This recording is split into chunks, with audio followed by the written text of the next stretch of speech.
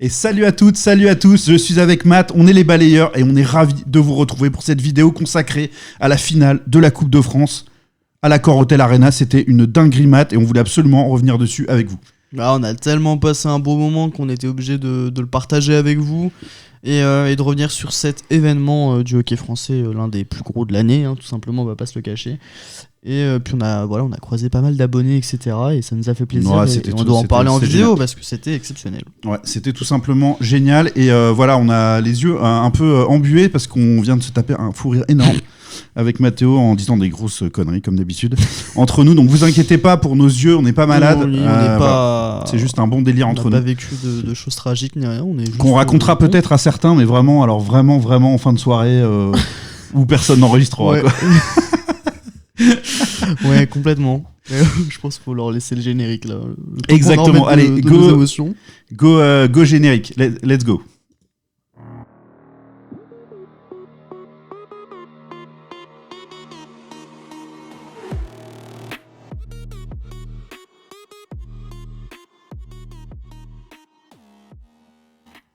Allez Matt, c'est pas bien de me dire des conneries pendant le générique des balayeurs, là, tout ça pour me déconcentrer. Franchement, c'est pas bien du tout. Non mais c'est dans la suite de l'euphorie de cette finale, parce qu'elle était remplie d'émotions et fallait qu'on la calque. Non mais la team jeu de mots est de sortie, c'est pas très glorieux tout le temps, mais bon, ça nous fait rire quand même.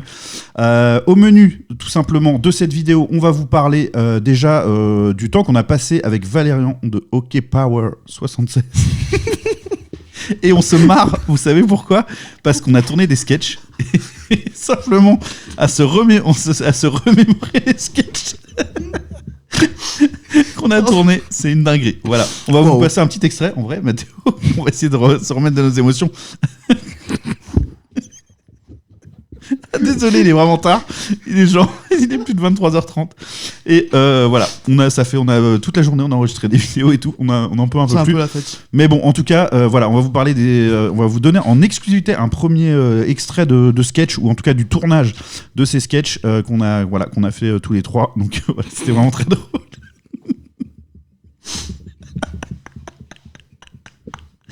Ah, désolé. On va se reprendre parce que... Non, mais c'est que je réimagine les scènes. Et scène qu'on va voir, j'espère qu'il y aura un bêtisier de cette journée parce qu'il y a de quoi rire. Un tournage garanti sans fond vert.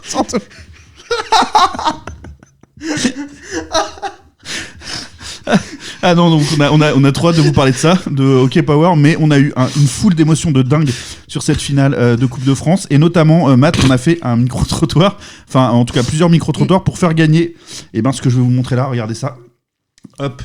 Si c'est pas beau ça, le petit palais des balayeurs qui va bientôt être en vente. Mais en exclusivité, on le faisait gagner à des supporters des deux équipes. Mathéo, on va y arriver. Allez, courage. On va y arriver, sinon ça va être regardable pour tout le monde. Ouais, c'est ça. Mais en tout cas, voilà. Je reviens dessus, je crois qu'il faut qu'on leur montre le sketch. Ouais, mais attends, je faisais le programme vite fait.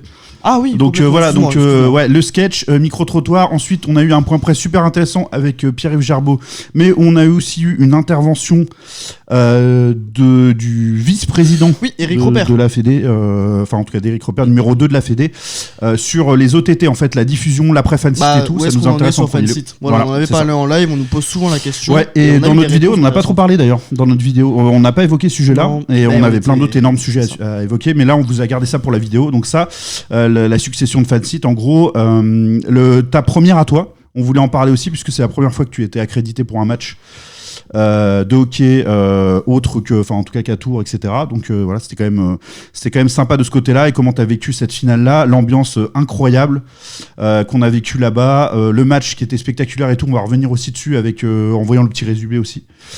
Qui nous a été envoyé très sympathiquement, et puis on va parler aussi des belles histoires autour de cette finale. Parce qu'il y en a pas mal. Ouais, quasiment toutes côté Dunkerque honnêtement, mais on en a trouvé une très belle aussi côté Grenoble. Il y en a plusieurs en vrai côté Grenoble. Je pense qu'il y en a plus, mais celles qui nous viennent en tête sont plus côté. Il y en a une qui nous touche particulièrement en tant que balayeur. Donc voilà, on va vous parler de ça. Et puis ensuite, on finira par l'après-match. Et quelques interviews exclusives d'Antoine Torres et de Joseph Broutin. Et on vous parlera aussi en fait, tout simplement, on en a fait d'autres, mais elles seront disponibles sur nos réseaux sociaux. Voilà, donc tout ça, c'était pour le programme de cette émission. Mais tout de suite, j'ai envie de vous lancer avec un petit extrait du tournage des sketchs avec avec Valérian de Hockey Power 76. Donc on vous remettra le lien en description de cette vidéo. Regardez, c'est quand même pas piqué des hannetons. Vous allez voir, je suis déguisé en plus.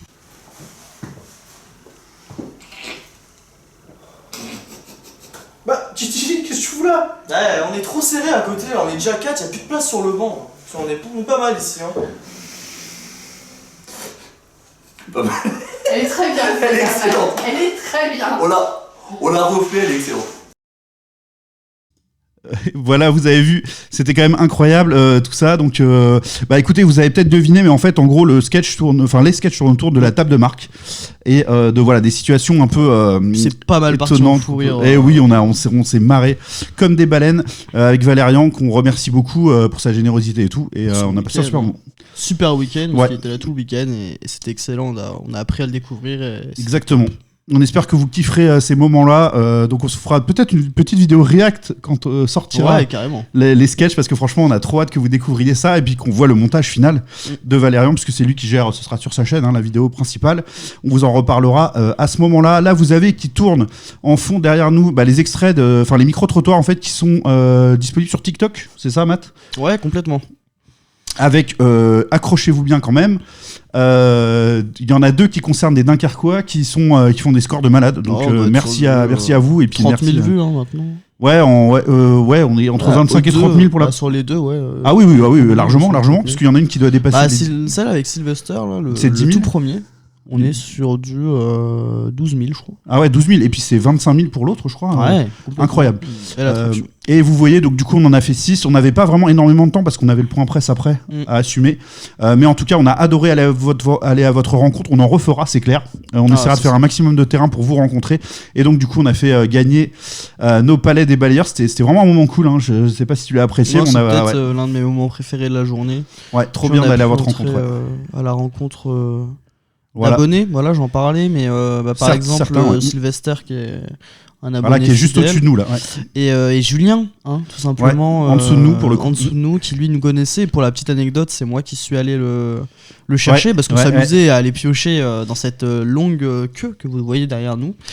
Et tout simplement, quand je suis allé chercher, mais c'est les balayeurs, je vous connais. Il en parlait à ses amis, tu connais pas les balayeurs, moi je connais. Et c'était trop bien. Et Sylvester, vraiment, regardez le TikTok tout au bout en montant un peu le son et vous risquez de vous payer une bonne tranche de riz aussi. Incroyable.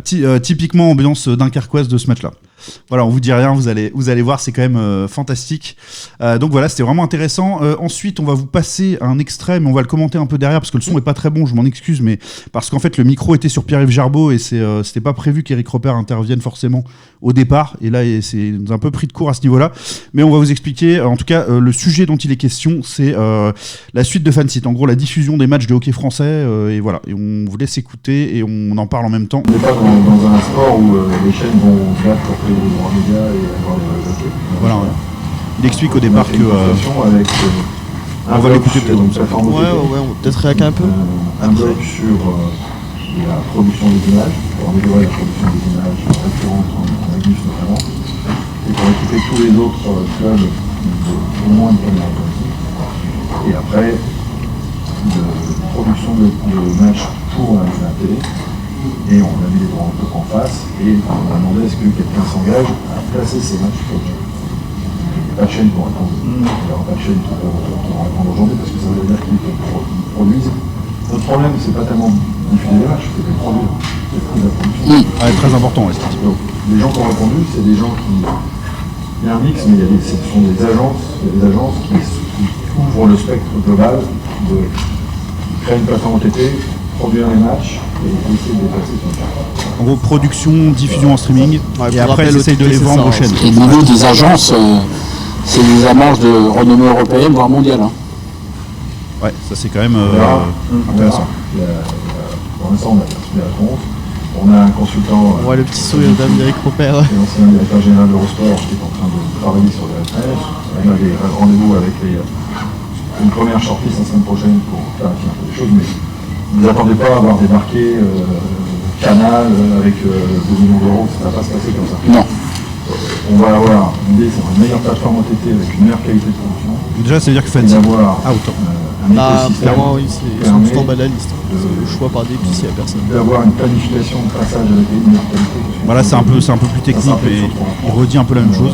Mais avec plus de récurrence. Mais oui, bon, en gros, l'objectif c'est d'avoir une meilleure production. Passer plus souvent sur Sport en France, ce dont il parle peut-être, et en tout cas de manière générale être plus souvent produit passer à la télé.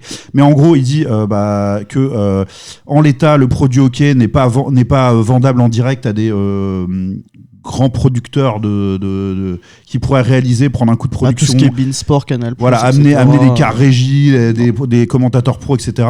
Mais que par contre, dans le package qu'il veut imposer, déjà, ils vont essayer d'avoir un seul diffuseur. Enfin, une seule plateforme OTT, un seul interlocuteur pour tous les packages. Site, mais en meilleur. C'est ça. Avec des caméras automatiques partout. C'est ce qu'on a entendu en tout cas. Donc partout, j'imagine, ça veut dire D1, D2. En plus de la Magnus et voire D3 peut-être, je sais pas, à voir. En tout cas, ils veulent que un maximum de patinoires. Si tu passes par la nouvelle plateforme, faut que ça soit par caméra automatique. Bah c'est ça, ils veulent caméra automatique, donc et si possible une seule. C'est pas forcément une bonne chose. Mais ça, c'est un autre débat. C'est discutable. En tout cas, en l'état, celles qui fonctionnent en Magnus sont pas incroyables, mais ça permettrait peut-être, ceci dit, à certaines diffusions qui sont cataclysmiques ou catastrophiques. En fait, en gros, ça remonterait le niveau le plus bas, mais ça baisserait le niveau le meilleur de réalisation. Je pense, à mon avis en tout cas. Donc, discutable, mais peut-être pour le bien général du hockey français, ce serait peut-être mieux. Plus mal, hein. À la limite, tu l'imposes à minima. Ouais. Et s'il y en a qui veulent faire manuellement avec cette qualité. Ouais, mais ça, à mon avis, ce sera tout, quoi. Mais bon, en tout cas, ça assurera en tout cas une peut-être ça. Et donc, du coup, les moyens qui étaient mis là-dessus par certains clubs en termes de bénévoles pourront peut-être être mis ailleurs ou quoi. C'est sûr que, notamment, nous, on peut parler de notre cas de figure à Tours. Vu de Tours, on avait une très bonne réalisation, bien que la caméra est pas incroyable, parce que on a quelques artistes derrière la caméra qui se débrouillent très bien, donc on était content de ça. Mais ceci dit, pour certains autres cas de figure, et c'est pas mal, y compris en D1, on a quand même souvent le cas puis, où ça coupe tout le temps, ou en tout cas on voit des spectateurs qui se lèvent devant, il y a des filets qui rendent le truc invisible. Honnêtement, ça va améliorer quand même beaucoup, je pense. Puis t'as des clubs où il n'y a pas autant de bénévoles que ça. Ouais, c'est vrai. Et un responsable com qui est obligé de filmer tout le match, c'est ça. Qui peut rien faire à qui côté, peut pas commenter du coup. Avoir une caméra automatique, ça aide. Hein. Ouais, ça te libère d'une personne déjà. Donc c'est ça. Donc à la surprise quand même de la Fédé, il y a eu beaucoup quand même de clients potentiels. Enfin, en tout cas, qui étaient intéressés par le fait de récupérer ces candidats. Voilà, c'est le chiffre qui a été donné. Ouais, tout à fait. Beaucoup de candidats et dont des plateformes de niveau européen et international. Ouais, c'est ce qui est dit par le président. En termes de renommée. Donc. Ouais, donc c'est quand même intéressant. C'est pas rien. Donc, alors, si on en écoute, j'ai l'impression qu'il dit qu'ils peuvent créer peut-être une plateforme OTT. Alors est-ce que ça veut dire qu'ils ont déjà de l'existant mais en faire une spéciale hockey ou je sais pas, ou alors carrément créer le truc autour, je sais pas. Mais en tout cas c'est intéressant quand même, ça peut être relativement prometteur, mais on nous vend pas du rêve en nous disant bah écoutez on est quand même pas vendeur au point de à voir ce qui se fait au basket. Je sais pas du tout ce qui est fait là-bas. Je repasse là-dessus parce que le pauvre Eric Repère il était en figé là avec une expression, voilà, c'est pas très simple. Mais il y a l'air d'avoir quand même pas mal de relations avec le basket, Sylvain. Je sais pas si toi aussi tu remarques ça d'après ce point de presse. Il en a beaucoup parlé des discussions avec cette fédération. Oui, c'est vrai. Il parle de Jean-Pierre Suta, le président. Et pourquoi pas, parce que je sais que s'ils sont dans un cas spécifique au niveau de la diffusion, alors peut-être pas pour la on pourrait imiter un peu la première ligue là-bas, mais la Pro. Ouais. Okay. Ouais. J'avais un doute. Non, mais c'est ça, ouais. Je crois. Enfin, je sais plus, elle a peut-être un nom maintenant de partenaire, mais en tout cas, c'est la Pro, quoi. Mais ouais, pour tout ce qui est Pro B, etc. Donc, à voir ce qu'il va faire. De toute façon, ils ont parlé des réunions cette semaine. Donc, donc on devrait savoir vite. Enfin, en tout cas, ils ont parlé d'une présélection de quelques candidats. Combien ils ont entre 3 et 5 18, après ça passe à 5, et après c'est 2, je crois. Ouais, c'est ça, ok. Donc voilà, donc ça va être évidemment très important de suivre tout ça. Et qu'il y a quand même quelqu'un qui a été spécifiquement nommé, qui est l'ancien patron d'Eurosport. Pour calé quand même dans le métier. Voilà, c'est ça. Et il va être notamment chargé d'évaluer à quel point ces plateformes sont capables de revendre derrière et de valoriser le projet, enfin la qualité en fait du contenu. Enfin en tout cas techniquement, je veux dire de la qualité de ce qui sera produit, la qualité de production pour derrière pouvoir proposer à des chaînes, donc Sport en France dont il est question, mais d'autres aussi. Pour de la diffusion plus souvent sur des chaînes importantes, quoi. Voilà, c'était ça. Complètement. Ça tournait autour de ça, mais c'était quand même important de vous en parler. Tant mieux, parce qu'on sait la réputation qu'a Fansite en France. Ouais. C'est pas plus mal qu'on cherche une solution. Oui, parce que là, à aucun moment il a été évoqué Fansite, mais on parle énormément d'améliorer. Personnellement, vu comment on l'a perçu. Ah bah non, ils sont pas dans la course. Enfin, je serais très surpris qu'ils soient dans la course. Ils sont très très mal barrés. S'ils veulent continuer, à mon avis, ils sont vraiment pas dans les favoris. Ouais, c'est clair, tout à fait. Du coup, on a fini avec ce petit passage sur l'OTT pour passer à tout simplement ton expérience à toi, Matt. Là, on voit une des photos que tu as pu prendre sur la glace. Waouh. Très belle photo, bravo à toi. Moi, j'adore la photo de la tête d'Adrien. On va te faire sponsoriser par Cinerglass. Oui. Je pense, parce que là vraiment c'est super. De la pub. Non, ils sont évidemment très intelligents d'avoir placé leur banderole là, mais très photo très sympa des Dunkerquois qui étaient en fait les finalistes. Que j'ai feinté un joueur, Adrien Vazas, qui ne regarde pas le photographe, mais moi. Ouais, et ça, tout à fait. Ça c'est beau, parce que il sait reconnaître les vrais. Je regarde, mais c'est vrai que c'est vraiment le seul. Ah non, regarde en haut. Ah oui, non, là juste à côté aussi. Il y a quelques-uns quand même qui. Mais bon, en tout cas. C'était excellent. Moi j'ai adoré, j'ai découvert. Sylvain a pu me voir découvrir. Il a pu voir les petites larmes, un peu comme je les ai eues précédemment là, au début de la vidéo. Ouais, non, mais c'est et j'ai adoré l'expérience, le fait de pouvoir rencontrer des gens. Parce que il y a plusieurs choses qui m'ont fait un peu sourire parce que voilà, je suis passé un peu par là aussi. C'est déjà la sorte de petite angoisse quand même. Est-ce qu'on va vraiment me donner une accrède ? Est-ce que je vais avoir une accrède pour pouvoir avoir accès à la salle de presse ou autour de la glace et tout ça ? Il y a ce petit côté-là qui était sympa. Ouais. Et après, c'était 2 temps. Tu me diras si t'as vécu ça quand comme je suis aussi. rentré. C'est découverte de la salle de presse. Ouais, complètement. Et après, rentrer dans l'arena. Ces 3 moments-là, je pense, ont été un peu clés. Ouais. Pour moi, c'était ça. Et puis après, le moment où on on m'a donné sur la glace à la fin. La première accrède, avec d'ailleurs la bénévole qui nous suit. Oui. Alors de toute façon, tous les bénévoles ont été incroyables avec nous. Et puis les pros aussi. Les pros de la Fédé sont super. On a pu très bien bosser. Franchement, les conditions sont géniales à l'Accor Hotel Arena. On a une très belle salle de presse. Souci, on est juste à côté de vraiment de la glace, donc juste en dessous facile de faire des allers-retours. Ça c'est pas beau. Et puis voilà, c'était top. J'ai pu rencontrer, parce que Sylvain, toi c'était des connaissances pour toi principalement, mais un certain des nombre gens de collègues, du hockey, plan de match, hockey, donc évidemment Brice, et puis tout le monde autour. Moi c'était mon tout premier point presse. T'as pu rencontrer frère Marc.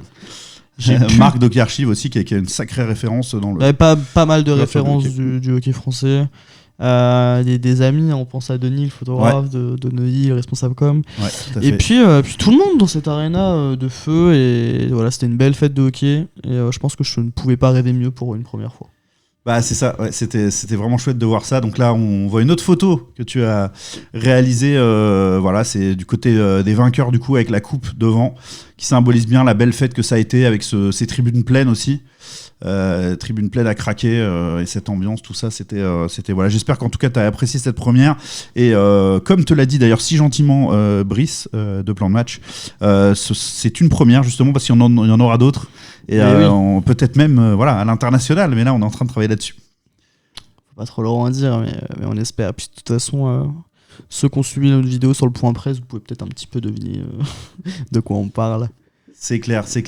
Bon, on va se remettre un peu dans l'ambiance de cette finale. On y tenait absolument avec une vidéo, petite vidéo très courte que tu as tournée aussi sur place avec l'iPhone. On n'est pas en train de concurrencer qui que ce soit en publiant ça, je pense. Mais allez, on s'y met, ça va être énorme. Regardez, revivez ça avec nous. Pour ceux qui n'étaient pas là...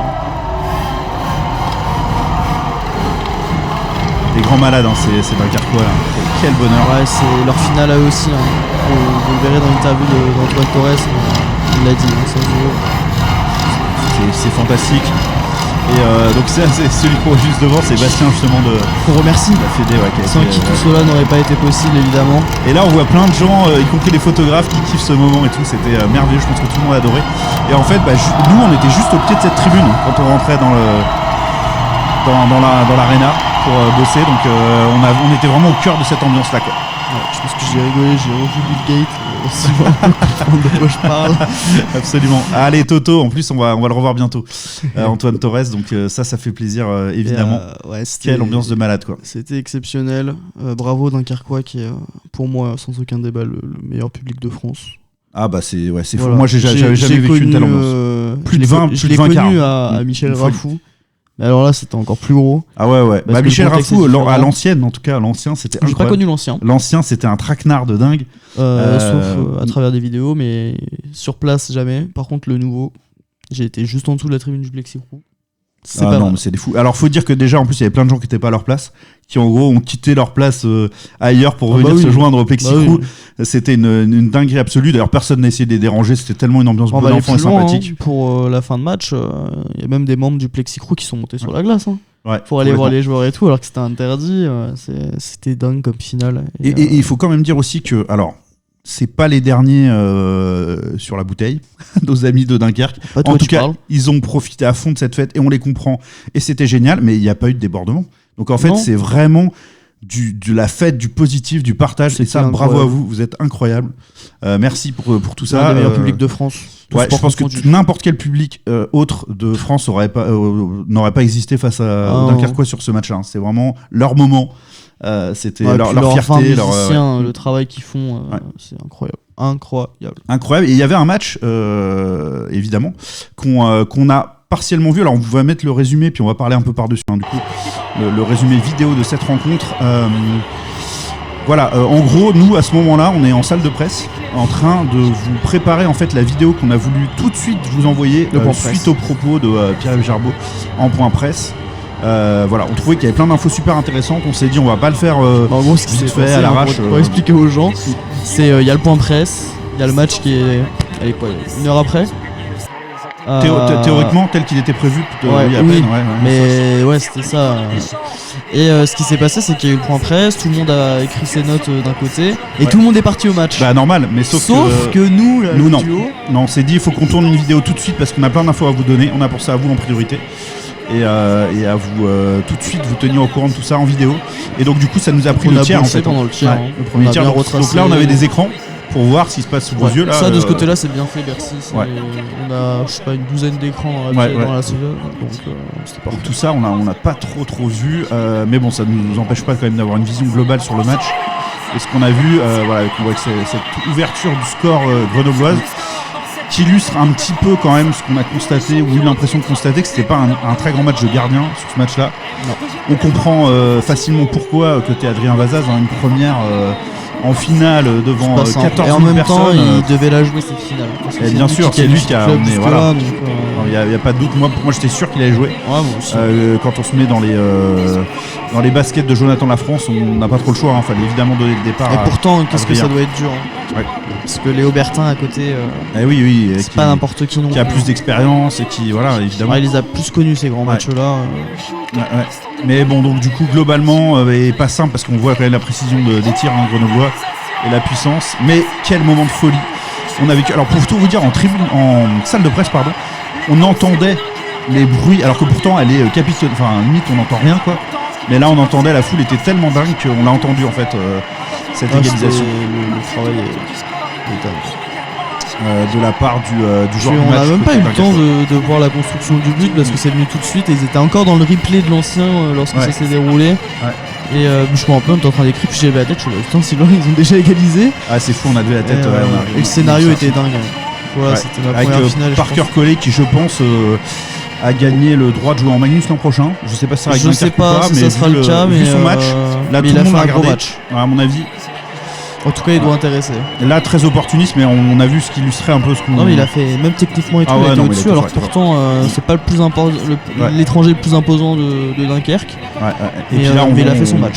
On voit l'action qui illustre ce qu'on disait sur les gardiens. Là, honnêtement, c'est pas net. Le pire, c'est qu'il fait l'erreur au départ, mais après, il se replace à 2 à l'heure. Je comprends pas pourquoi. Je sais pas si t'as vu sur l'image, mais il a pas l'air d'être affolé, mais il est perdu. Et du coup, il se remet pas vite en place, alors que du coup, il aurait pu bloquer. Je pense que le Dunkerquois serait capable de venir le presser à ce point-là. Je pense qu'il pensait qu'en fait, il aurait eu le temps de dégager et que de toute façon, il allait pas être pressé, mais non, et Dunkerque, ils en voulaient.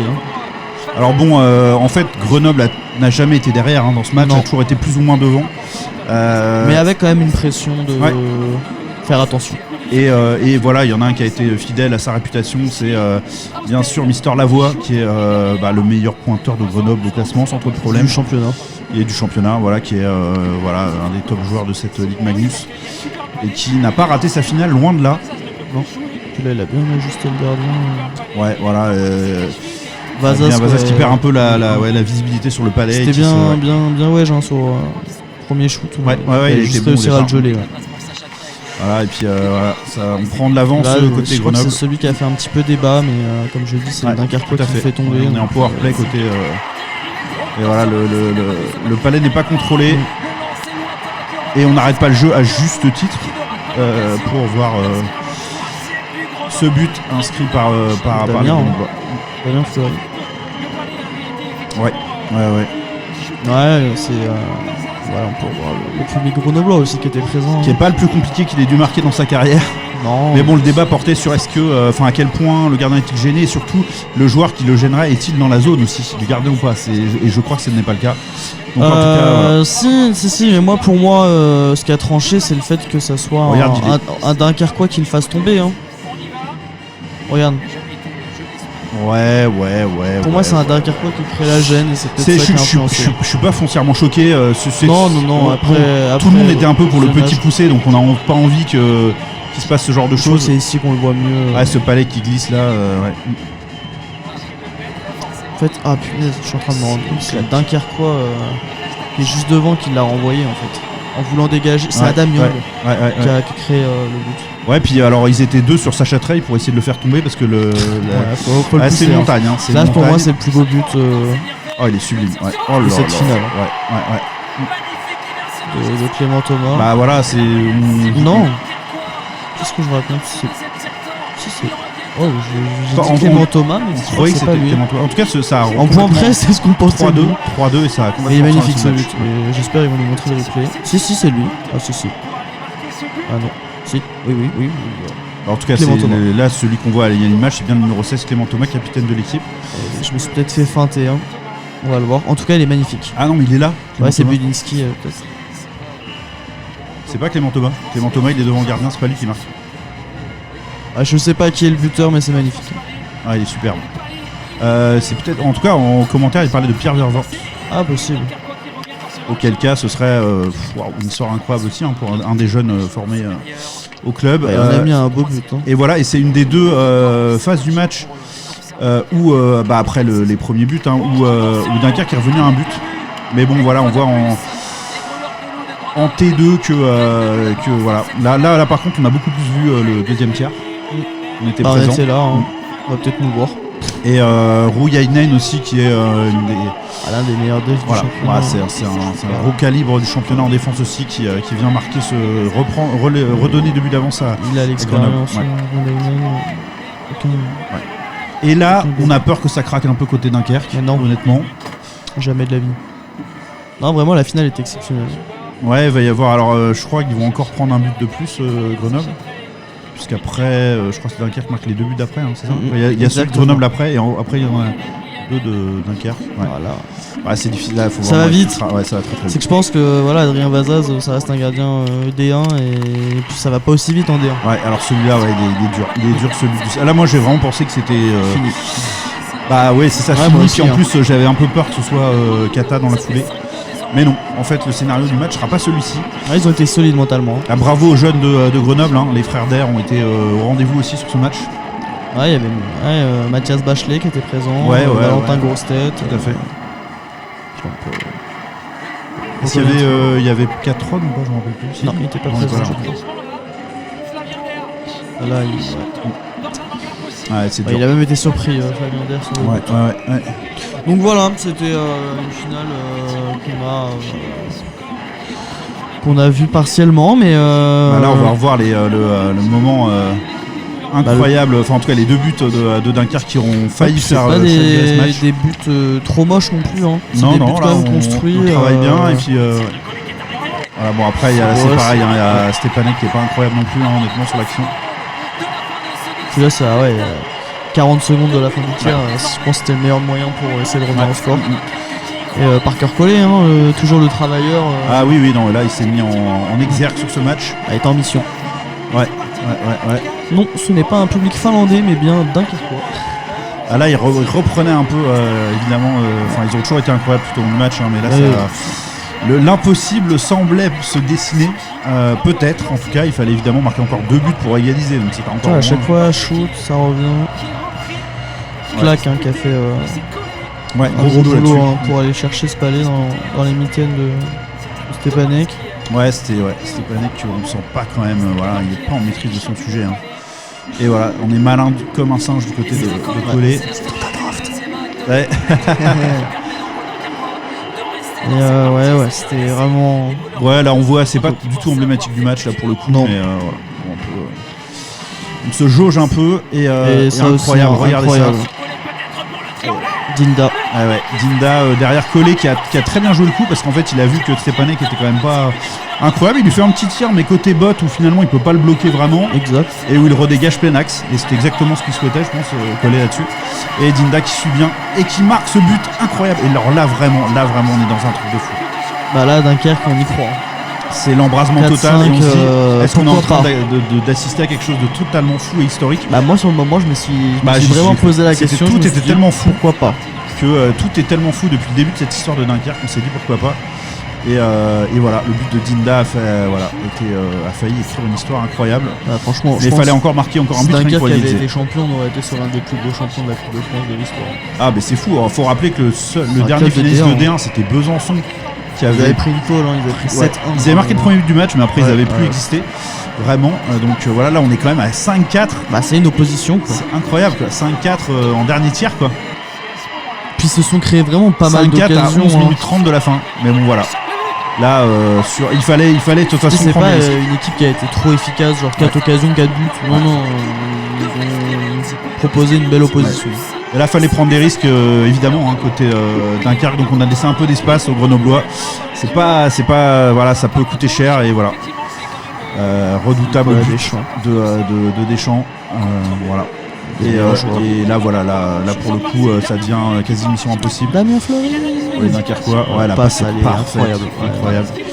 Et là, tu vois la différence de niveau entre ce qu'on se fait de mieux en D1 et en Magnus. Ouais, tout à fait. Regarde, hop, le déplacement est pas mal en plus de la part de Vaza, c'est juste la botte Non, mais qui est un petit peu Il derrière. n'est pas habitué à connaître Ouais. ces actions-là, ça l'aide pas. Bah ouais, non, c'est que clair. ce soit à l'entraînement ou dans les matchs, c'est jamais aussi rapide et aussi bon. Ouais, alors de jouer jusqu'au bout, on va jouer évidemment cache vide pour tenter l'impossible. Ouais, le côté, coaching de Jonathan Lafrance. voilà. Mais bon, c'est le sort en est jeté sur ce dernier but. Donc voilà, on finit un peu avec ce résumé de match et on voulait vous parler de, si ça te va en tout cas Matt, on passe directement complètement. à l'après-finale avec cette image parce que c'est un des très, très beaux moments qu'on a vu aussi après le match. C'est pas exactement cette photo-là, mais ça Non. l'illustre bien. Ce sont les joueurs de Grenoble qui sont allés féliciter le public de Dunkerque pour cette ambiance incroyable. Donc chapeau pour ce Très beau moment de fair play. ce très beau moment, effectivement. Alors c'est toujours plus simple quand on gagne, certes, mais néanmoins, voilà, on a C'était apprécié. pas obligé. Non, ils étaient vraiment pas obligés. Et, On a vraiment apprécié ce beau moment. et très respectueux. Tout à fait, et ça fait partie des très belles histoires. Il y en a pas mal côté Dunkerque. Tu me disais très justement que la première d'entre elles, c'est sans doute celle de Jonathan Lafrance quand même, qui est le très jeune coach à ce niveau-là, quoi. Sa deuxième saison en Ouais. coach principal, quoi. Il avait fait du entraîneur-joueur à Reims, mais quand Dunkerque va le chercher l'année dernière, c'est entre guillemets un pari. Ouais, on peut se poser des questions. C'est bien juste sûr. un ancien joueur et il a pas réellement l'expérience pour un club qui a un objectif de monter. Ouais, qui a des certains moyens. Il quand même. emmène le club en demi, c'était pas arrivé depuis longtemps. Avec une saison régulière très éclatante. Hein, avec, Ah ouais, non, mais ouais. et un jeu mais excellent quoi. Ouais, Il arrive à proposer des résultats et du beau jeu, ce qui est parfois très compliqué. On va pas se cacher, il y a des équipes qui jouent bien et ça marche Ouais, pas, c'est et vrai, c'est inversement. Et puis cette saison, c'est pareil quoi. Il se bat dans le top 3, top 2 de D1 et il emmène l'équipe en. Alors c'est pas que lui, mais il propose un coaching qui permet à l'équipe de se qualifier en finale. Et en 2 saisons, ce qu'il arrive à faire, ça fait partie des belles histoires. Et un gars qui, au bout de sa 2e saison, ramène une médaille d'argent de Coupe de France alors que t'es en D1. C'est la très belle finaliste histoire. de la Coupe de France, superbe histoire. Et Sur un CV, peut-être c'est pas beau. la fin. Si jamais il réussit à faire monter aussi les Corsaires, ce serait vraiment de la folie. Mais là, ça va être, c'est pas simple.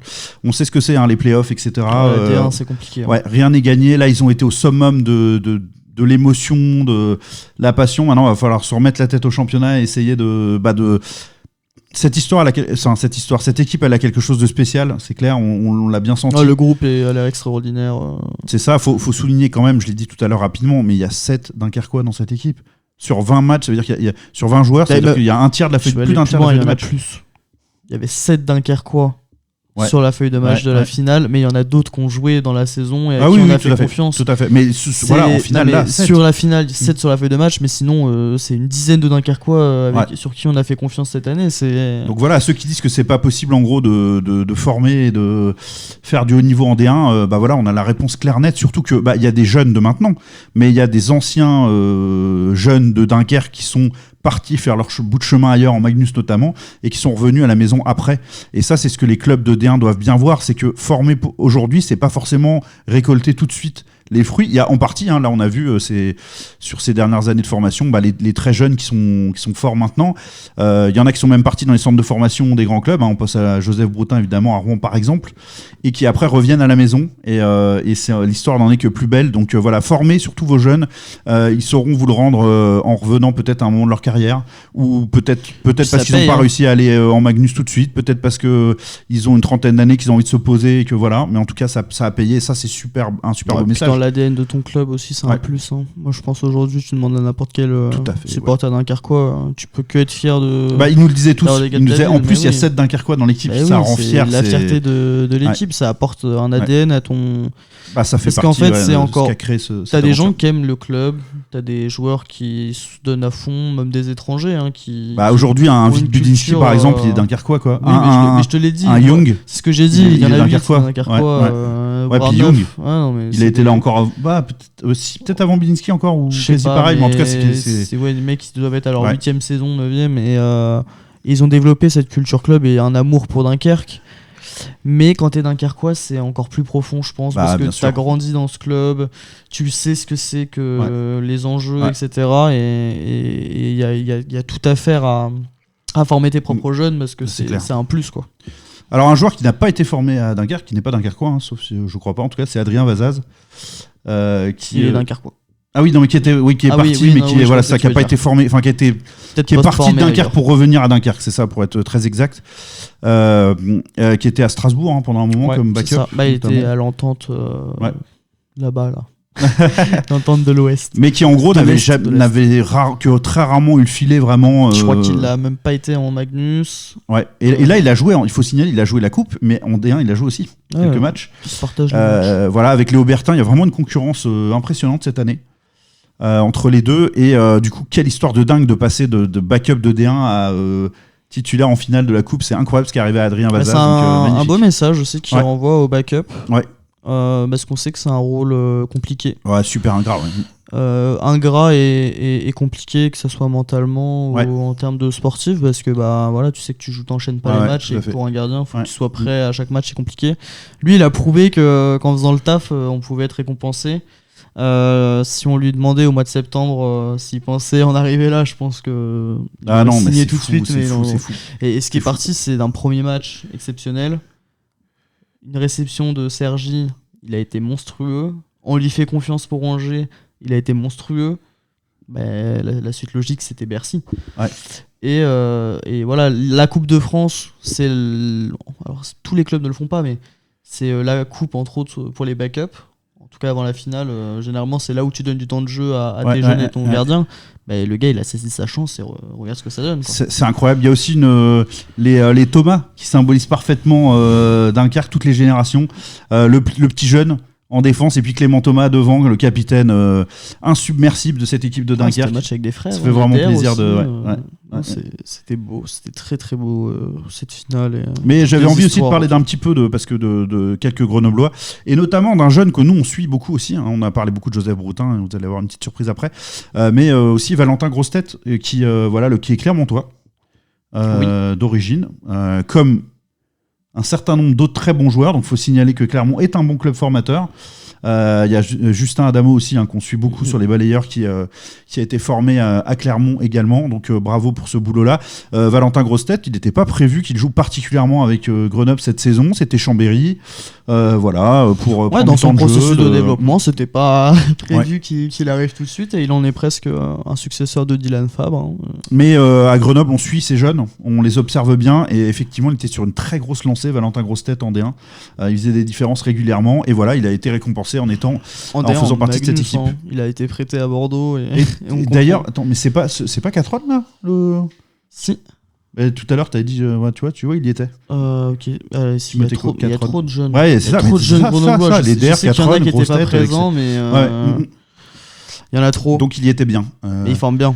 Ouais, et il faut se dire que parfois Chambéry peut avoir la plupart de ces jeunes-là dans son effectif en D1. Donc vous avez vu, ils ont été au niveau sur cette finale. Donc très belle histoire. Ça marche. Hein. Ouais, ça marche. C'est que le développement, c'est la bonne idée de les balancer en D1. Il y a beaucoup de. De toute façon, ce système de licence bleue, moi je le trouve formidable pour tout le monde. Hein. Vraiment, je ne vois pas beaucoup de problématiques. Avec les clubs adverses qui gueulent. Ouais, mais bon, après chacun. Voilà. L'équipe grenobloise, mais nous on en a déjà parlé. Hein. C'est pas une équipe grenobloise, c'est des gars qui ont commencé pour la plupart leur formation à Chambéry. Donc, Et puis faut pas que ça empêche les clubs de former pour autant en se disant c'est bon, j'ai mon réservoir de joueurs de mon équipe en gros auquel je suis relié, etc. Mais bon, en tout cas... puis au lieu de critiquer, qu'on s'inspire. Ouais, c'est ça. Carrément. C'est ça. Il y a des clubs qui sont assez proches géographiquement, pourquoi pas. Hein. Ouais, Valentin Grossetête, vous pouvez d'ailleurs voir, comme pour Damien Fleury, vous allez pouvoir voir sur nos réseaux des extraits de cette interview. Voilà, le son était pas incroyable parce que c'est. Damien Fleury, peut-être l'interview en entier. Sûrement l'interview en entier et vous allez voir, c'est quand même sympa. C'est quand même sympa cette interview des deux d'ailleurs. Et on va vous publier ça rapidement. Voilà, qu'est-ce qu'on voulait ? Ah oui, on voulait, tout simplement vous donner justement deux interviews qu'on a prises sur la glace, où là le son est correct, donc on va pouvoir vous faire écouter ça tranquillement. Et puis après, on reviendra tout simplement tous les deux en facecam pour terminer cette vidéo. Allez, petit cadeau, l'interview de 2 jours. On va commencer déjà par Antoine Torres, dont on avait croisé la route à Tours, qui était en Magnus et qui a fait le choix d'aller à Dunkerque. Et quel joli choix, écoutez-le tout de suite. C'est sur Rennes avec mon pote Toto, Antoine Torres, sincèrement une finale incroyable. Vous avez pu y croire longtemps dans ce match. Vous avez été totalement au rendez-vous. Salarié d'EDF qui évidemment s'est régalé ce soir. Oui, c'est sûr. De toute façon, je pense qu'on peut regarder rien que ce soir. C'est grâce à eux qu'on a été magnifiques. Ils nous ont poussés jusqu'au bout, on y a cru jusqu'au bout. Voilà, c'est sûr, Grenoble c'est nettement plus fort que nous, mais bon, on y a été avec nos armes. Ce soir, ça n'a pas fait. C'est pas grave, au moins on aura mis un pied dans l'histoire en espérant que l'année prochaine on puisse refaire le même parcours. On entend les chants derrière. Un sacré pari en redescendant en D1 et tu te retrouves en finale. Finalement, tu fais mieux que Nice. Et il se retrouve avec un balayeur qui lui pose des questions sur la glace, quand même incroyable trajectoire. Cette année, mais il y a encore un titre potentiel à aller chercher. Balayeur qui lui dit qu'il a sacrément du courage et qui est en train de tailler l'équipe de Nice. Le pari il a été fort, mais c'est surtout que John il m'a fait confiance. J'avais besoin de prendre du temps pour moi. La Magnus ça prend énormément de temps. Pour la vie de famille et tout ça c'est un peu compliqué. J'avais besoin aussi de redescendre la pression parce qu'on a jamais trop le temps. Ressenti là. Ouais, c'est intéressant parce qu'Antoine Torres il a pas 38 ans. Ça marche bien en saison. Les gars ils sont incroyables, j'ai été vite intégré parce que c'est une équipe qui a quand même 8 gars dunkerquois, c'est quand même important, faut le souligner. La formation à Dunkerque elle est ultra priorisée. Et oui, bon, on a été meilleur que certaines équipes Magnus. Voilà, peut-être qu'il y en a qui diront qu'on a eu le tirage facile, mais on montre ce soir que la D1 c'est un bon niveau. Vous avez éliminé Angers. Ouais, Angers est quand même, franchement, Angers, Sergi. Il faut arrêter de croire quand on voit le niveau de Sergi cette année. C'est un niveau qui est médiocre. Il y a du hockey, ça joue au hockey, puis on se fait plaisir tout autant. Un régal, merci beaucoup Antoine, va profiter avec tout le monde parce que c'est une dinguerie. C'est une dinguerie, mais de toute façon, là il y a plein de jeunes, il y a plein de gars de Dunkerque. C'est leur première fois, moi j'ai eu la chance de la faire une première fois avec l'équipe victorieuse, mais c'est pas grave. Je préfère ce moment-là, je suis fier de nous. On a été incroyable tout le long du parcours et maintenant on va penser maintenant à samedi prochain, on reçoit Épinal, ou on va à Épinal, je sais plus. C'est le prochain objectif. Trop d'émotions. De toute façon, ils sont fous de savoir s'il va ou s'il reçoit. L'objectif, c'est de battre Épinal.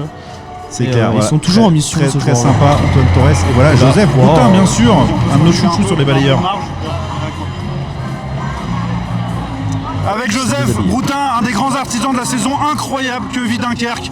Quel public, quelle finale, quel plaisir. C'est sûr que quand on est compétiteur, on a envie de les gagner. C'est bizarre de se commenter soi-même. Mais vous êtes en D1, vous allez été défier le très grand Grenoble ce soir. C'est sûr, là c'est beaucoup d'émotions, en même temps un petit peu triste, mais beaucoup de bonheur d'avoir ramené tout ce public, tout ce staff, toute cette équipe à Dunkerque, cette ambiance incroyable. J'ai du mal à décrire ce qu'ils ressentent. C'est pas des choses que tu revivras 2 fois parce que. Mais j'adore, c'est authentique, sincère, c'est magnifique. Donc on montait les marches tout à l'heure à Bercy, il n'y avait que des Dunkerquois. C'est vraiment, on est vraiment fiers. Je pense qu'on peut être très très fiers de nous ce soir. Plus de 20 bus de Dunkerquois. Pour info, la personne qu'on a vue à droite sortir de l'écran là. Pourquoi on s'est regardé comme ça avec si loin? Il nous a niqué une interview avec plusieurs fois et passé régulièrement devant nous, derrière nous. Le double en termes de place. Ouais, c'est clair, et je pense que s'ils avaient pu avoir 6000 places, il y aurait eu 6000 Dunkerquois. Elles sont parties en 1 heure, même pas. Donc ouais, c'est sûr qu'il y a un amour du hockey à Dunkerque. De toute façon, on le voit, 20 musiciens, plus de 2000 personnes. Je pense que c'est du jamais vu sur une finale de Coupe de France comme celle-ci. Alors pour une finale, il faut 2 grandes équipes. Grenoble a assumé son statut, a été très bon aussi, ils vous ont pris au sérieux, c'était très important. Hein. Vous avez su battre Angers, ça leur allait donner l'indice. Je suis d'accord avec moi-même, c'est fou. Vraiment prendre au sérieux à fond. Vous êtes revenus plusieurs fois, il y a un mental dans cette équipe, il y a un cœur qui est quand même incroyable. C'est notre identité, c'est le cœur, c'est les valeurs du Dunkerquois. On met le bleu de travail et puis on y va pour travailler. Après c'est sûr, il faut les respecter, c'est une grande équipe, on le sait très bien. On joue pas encore dans la même cour, mais ce soir je pense qu'on a montré qu'on pouvait quand même rivaliser avec des équipes comme ça. On salue d'ailleurs la famille de Joseph qui était sur la glace, qui nous a remercié. Ouais, j'ai pu parler un petit peu avec eux pendant qu'on préparait l'interview. Est-ce qu'on y croit vraiment? Bah voilà, merci pour les remerciements. Cap sur la Magnus, c'est ça que je lui demande. On y croit, c'est notre projet. On a envie, avec tous les Dunkerquois, les 9 Dunkerquois, je crois, de l'effectif. Ah, lui, il dit 9 Dunkerquois. Il y en a un de plus à chaque interview. On mettra l'interview sur notre page Instagram et Facebook sans nos commentaires par-dessus et sans nos gueules à gauche. Ce sera plus agréable pour ceux qui suivent. Merci beaucoup à vous, je regarde de temps en temps vos vidéos, on me les envoie. C'est très gentil et très beau travail. Regardez comme il est adorable, ça, franchement. On te souhaite la NHL, Joseph. Ah, on te voit te remercier à la fin parce que t'étais là. Il était incroyable. Et voilà, et regardez qui on voit à la fin. Hop, monsieur Damien Fleury, et ça vous le découvrirez sur nos réseaux. Lisez bien les sous-titres parce que le son d'origine n'est pas. On a fait un travail incroyable. De chercheur. C'est assez dingue. Hein. Mais on a réussi à retracer ses propos avec un peu de ce qu'on a vécu. C'est ça. Et puis voilà, c'était ça. On voulait absolument vous faire cette petite vidéo de retour sur la CDF. Voilà, bientôt disponible dans toutes les bonnes librairies. Non, voilà, le petit palais des balayeurs. Là, regardez-moi ça, comme il est pas beau. Il est pas beau, notre petit palais des balayeurs. Bientôt disponible. Voilà, si vous avez aimé cette vidéo, n'hésitez pas à liker, vous abonner, partager surtout. Allez, nos gars sûrs et puis nos femmes sûres aussi évidemment, de Dunkerque et de Grenoble et de tous les passionnés de hockey. N'hésitez pas à partager. Petit jeu. Allez. Pour nos amis parisiens, proches de Bercy, s'il vous plaît, rendez-vous à l'Accor Hotel Arena, à la sortie de métro. Allez voir au poteau s'il y a encore le sticker. Ouais, ça va pas rester longtemps, je pense. Et je veux savoir si on y est encore. Si on y est encore, allez, parce qu'on a posé vous verrez sur. Enfin, je sais plus, on l'a mis en story. On a mis sur un poteau qui est pas loin du banc. Il y a un petit banc en fait. Quand tu sors. Ouais, quand tu sors du métro. Devant la grande entrée. Voilà, peut-être il y est plus, mais moi je veux savoir s'il peut survivre ce sticker. C'est clair. On veut savoir. L'année prochaine, je le recollerai. Allez, let's go. Mission des stickers des balayeurs dans toutes les patinoires de France. On est parti pour ça. Merci beaucoup de continuer à nous suivre, à nous soutenir sur place. Vous avez été adorables. Partout où on vous croise, vous êtes géniaux. Merci pour vos messages. Et puis, voilà, on continue notre belle aventure des balayeurs. On a vécu un des plus beaux chapitres, je pense, sûrement le plus beau d'ailleurs, depuis le début de notre chaîne. Donc voilà, vivement la suite des aventures. Le meilleur arrive. Être assez incroyable, les amis. Donc voilà, à très vite, à très bientôt. On vous aime et vive le hockey. Salut tout le monde.